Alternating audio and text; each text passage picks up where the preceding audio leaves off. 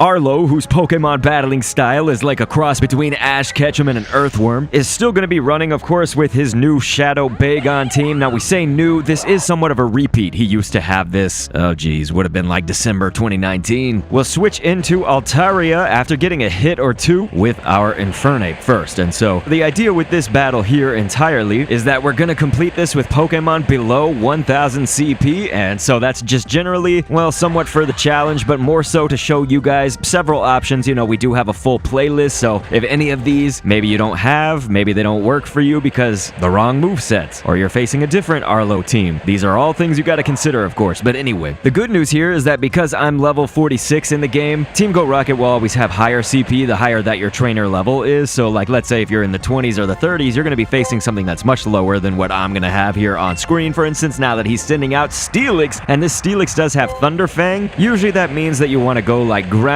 especially because you want to resist the Thunder Fang, right? So a ground type is going to resist that. But if you have something that can double resist, that's going to be right on and something that you're going to want. So obviously we'll notice that our Altaria is going to go down. I'm going to use this time for it fainting to let the countdown there at the top middle of the screen. We're going to let that go essentially to 0 as close as we can. We do that so we have the most likely chance to switch out our Pokemon. You know, there is like a cooldown whenever you switch. Notice we just switched into Stunfisk. So the idea was we wanted our Infernape to get in another hit. It just needs to generate some energy, and of course, that's time that Arlo's Pokemon, Steelix in this case, is going to stand still. Every single time that you switch, or if a Pokemon faints, basically anytime a Pokemon is changed out in any way, the Team Go Rocket leaders, Giovanni, etc., they'll stand still for a good 3 seconds. Now, that same principle kind of happens with a charge move as well, so notice we're going to be just spamming out these Muddy Waters. They really don't do a lot of damage to Steelix, so that's like very obvious, right? They are super effective, that's the interesting thing, but Muddy Water is just not a high damage move, but you can spam it like crazy when you combine it with our Galarian Stunfisk having Mud Shot. And then this is the other thing, you know, it can actually make the attack fall for your enemy too, so Muddy Water can come in clutch or be helpful in certain situations, often good paired with another move, like if your Stunfisk had Earthquake or something, this would go a hell of a lot faster. Trying to make this low barrier to entry, of course, though. So here we're gonna get to Shield, which means, of course, after Steelix uses this Earthquake coming up right there, there will be a stagnation period of just over 2 seconds. So don't use your charge attack right away. You know, you saw that we had a Muddy Water ready to go. We want to generate energy while they're standing still. You know, don't waste time that they're standing still by using up your charge attack's energy. Just keep on generating that whenever they're in that stagnation period. So Galarian Stunfisk, definitely hardcore resistance right now to Thunder Fang. We like that. Gonna take a long time at this CP level to take down Steelix, but it will do it. You know, if you just even have Muddy Water and Mud Shot, that's all that we have. That's all that we're using, but it's still actually gonna work out for us below 1000 CP. So yet again, if I'm really nerfing myself and giving this more of a challenge, and I'm at level 46, the idea is that you could be using Pokemon of even higher CP that are these ones like Galarian Stunfisk. You could go 2000 CP, but be like level 30 and be fighting something that's weaker than what I'm fighting. So in summary, it should be a lot easier for you. You just need to know your type resistances and strengths and all of that. That's always, if somebody's gonna complain in my videos or like attack me or something, it's because they never tell me what the moveset of their opponents were and then what, of course, moves they're using on their own Pokemon. They always just kind of complain to me, usually very personal and unfair. So I'm always making note. You do have to observe the type weaknesses and strengths. That's just if you're struggling. You know, there are going to be some people that just want to outmuscle the Team Go Rocket leaders, and that's totally fine. You know, you may just use your 3000 CP plus legendaries, mythicals. And so with Scizor coming in right here, we do get to use a few more Muddy Waters. We are going to do that, but then beyond that, when Scizor is that last spot Pokemon, you really just need a fire type. It's going to take 256% damage from fire rather than the usual, isn't it, 160% for super effective damage. Basically, it's like doubly super effective because Bug is weak to fire and Steel is weak to fire. And of course, Scizor is both of those things. So if you have an Infernape like this, that's totally fine, but something even better, obviously go for it. We just done this so many times. You know, Arlo has had Scizor for the longest time that I have so many videos on this channel throughout where we've just used almost any fire types and done really well. 9 times out of 10, they're below the Great League CPs of 1500, so there is that too. And ladies and gentlemen, if you're facing a different Arlo configuration, for instance, his Bagon can have Bite, you could just click an end screen on screen and see another video. And thanks for viewing.